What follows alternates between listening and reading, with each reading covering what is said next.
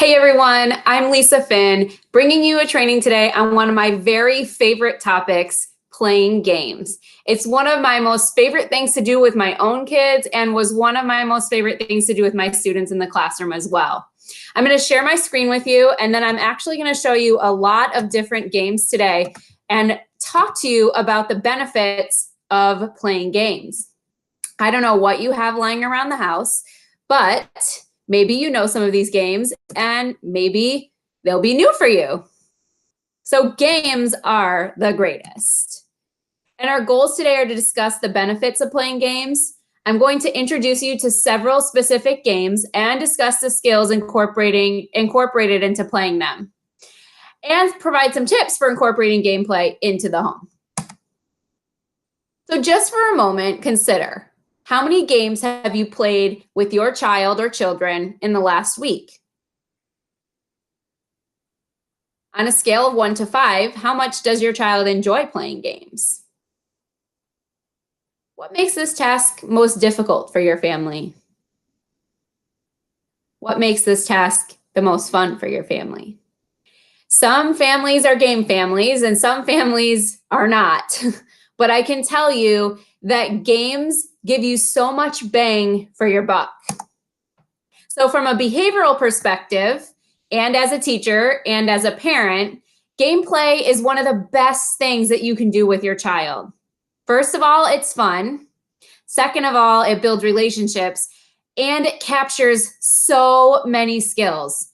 Games capture skills in communication, in perspective taking, relationship building, learning how to accept losing. That's a huge skill that a lot of our kids really need practice with, and so many more. So here are a few games that I want to share with you today that we happen to have in my home and I absolutely love.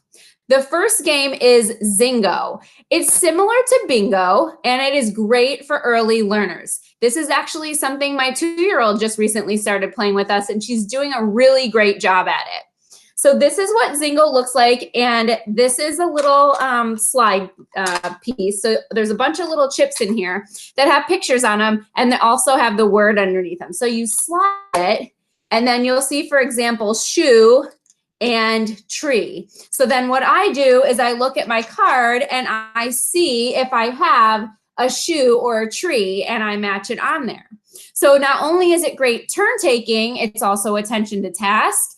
It's scanning skills, so you got to look for if you have that picture. Joint attention, so paying attention to someone else's card and seeing if they have those pictures. Also matching, and then picture and word association. So those are just a few things and benefits that you get from a game like Zingo. Let's take a look at another game. Feed the Woozle is so much fun.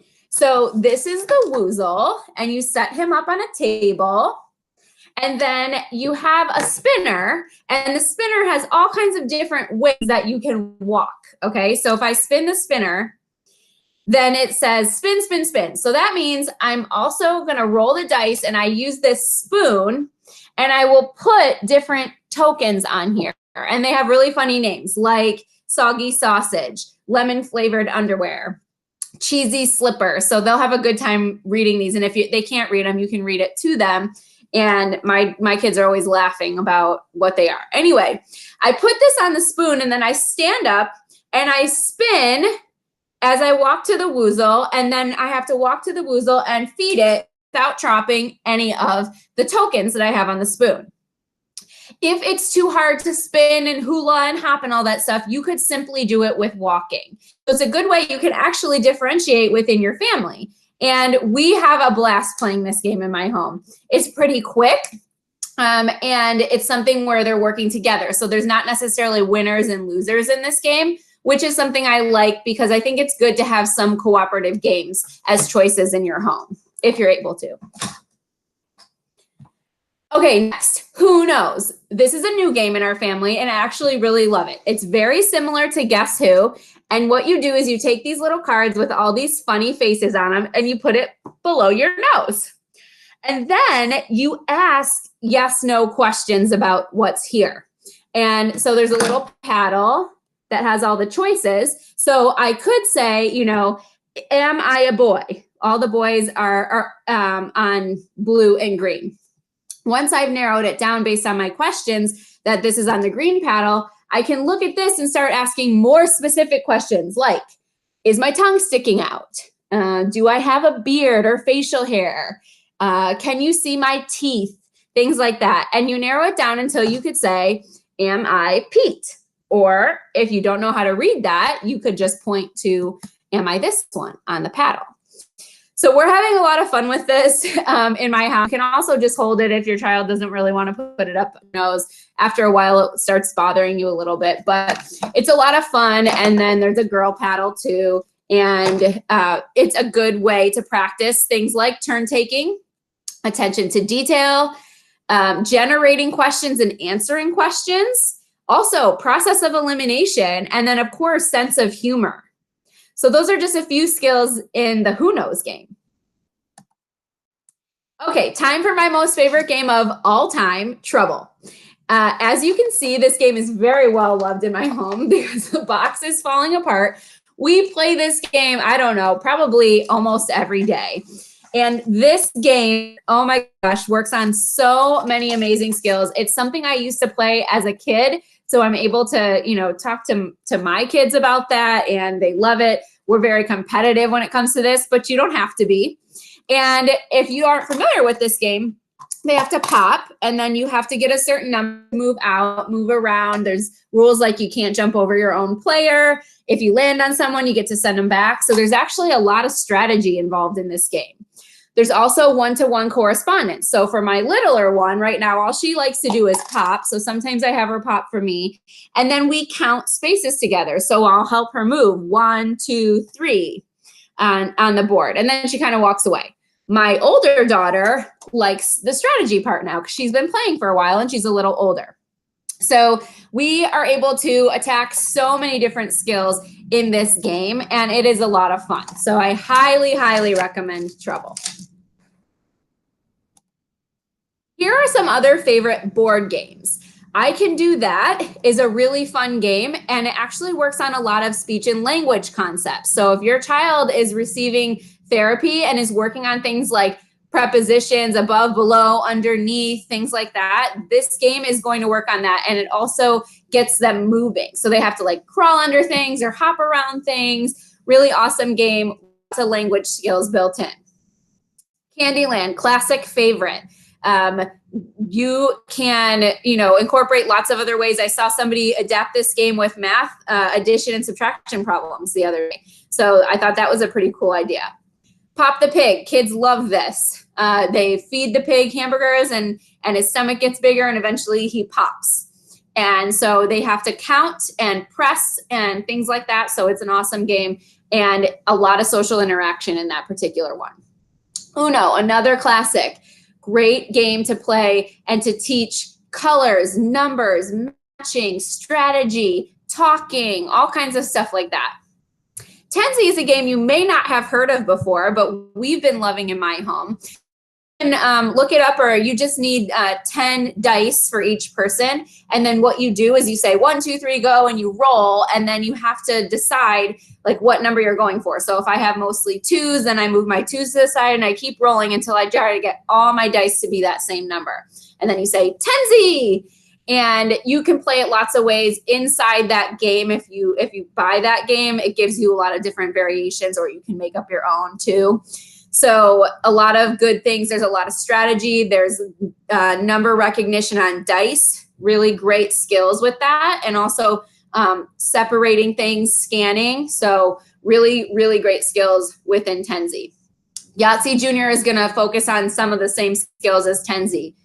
And then there's Sequence. Now, there's Sequence for adults, but there's a lot of different Sequence junior games. So Sequence Letters is going to focus on initial sounds. Great game. I love it. We also have Sequence with numbers. There's a lot of variations of that game, and you can just get whatever is most appropriate to what your children are working on in your home. So I get that you may not have all these board games sitting around, and that is okay because you can still play games with your child and you actually don't even need any materials. So here are some suggestions. I Spy, what a great game you can play. You can go outside, you can be inside. We actually play this game in the car a lot. So it works on colors, you have to scan, you have to guess, so many different skills, communication skills in I Spy.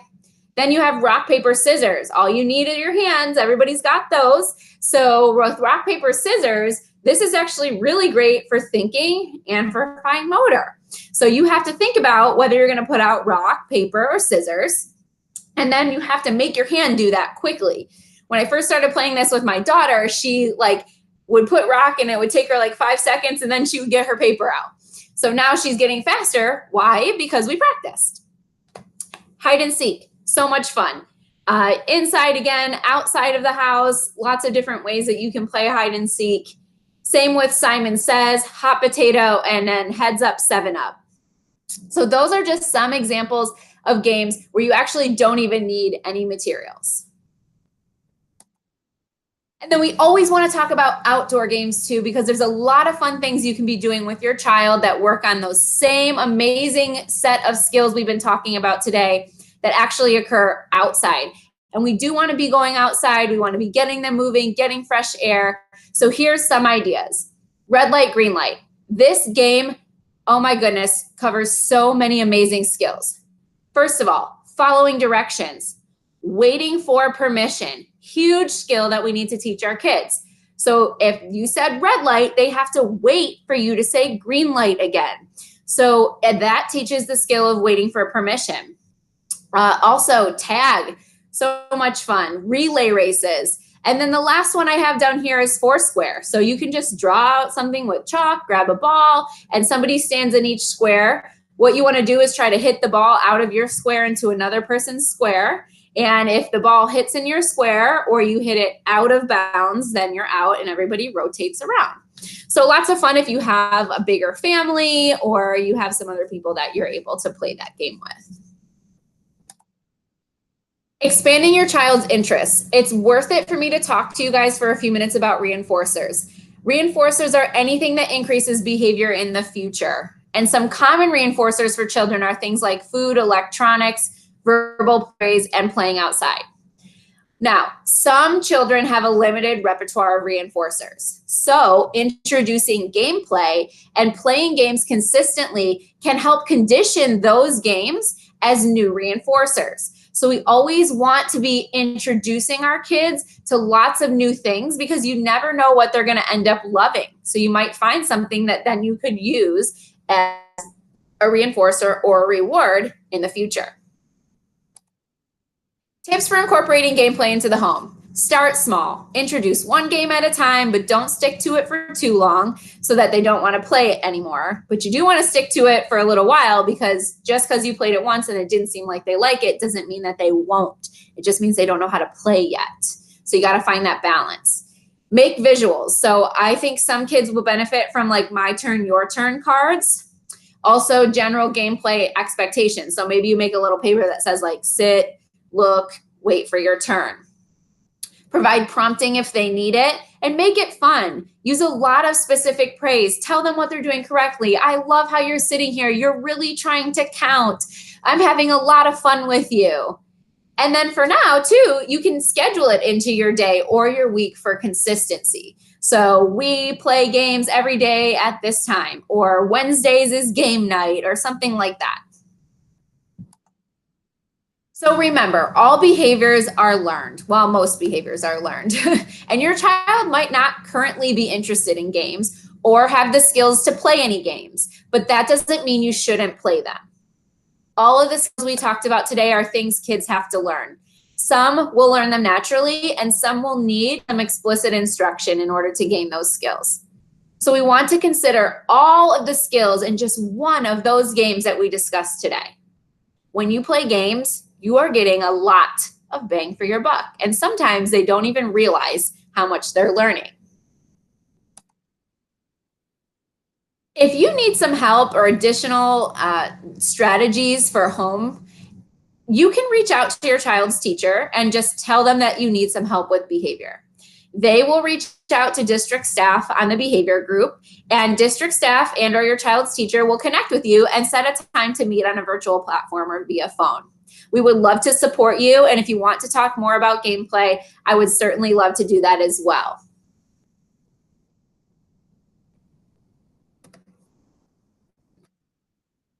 Thank you so very much for joining me today. I hope that you learned some new things about games and that you're excited to maybe try out some new things with your kids. Have a great day. Bye.